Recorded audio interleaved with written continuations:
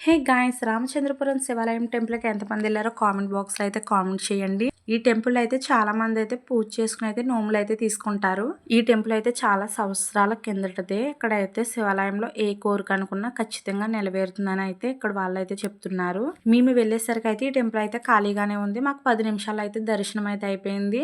మేము వచ్చేసి అయితే మధ్యాహ్నం అయితే వెళ్ళాం. మధ్యాహ్నం నుంచి వెళ్ళడానికి కారణం ఏంటంటే కార్తీక మాసంలో యాత్రలు అయితే బస్సు అయితే కట్టించుకున్నాము.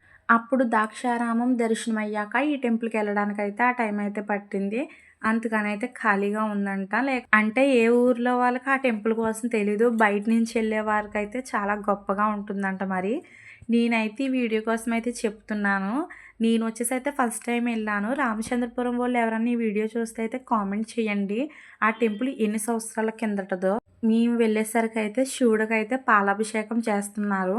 అక్కడే సీతారాములు సత్యదేవ స్వామి కూడా ఉన్నారు. ఆ రెండు కూడా దర్శనం చేసుకున్నాము. ఆంజనేయ స్వామి విగ్రహం ఉంది. అలాగే ఆంజనేయ స్వామి విగ్రహం కూడా పెద్దదే ఉంది. ఆ టెంపుల్ నుంచి బయటికి రాగానే ఆపోజిట్ అయితే ఈ పార్క్ అయితే ఉంది. పార్కులో అయితే ఈశ్వరుడు అయితే చాలా బాగా నచ్చారు నాకు. లోపలికి వెళ్ళి ఫోటోలు తీసుకోవాలనిపించింది. కాకపోతే ఈవినింగ్ టైంలోనే పంపిస్తారంట. మేము వెళ్ళేసరికి అయితే మధ్యాహ్నం అయితే 2 అయింది. ఈ టెంపుల్ కోసం నాకు తెలిసింది ఇదండి.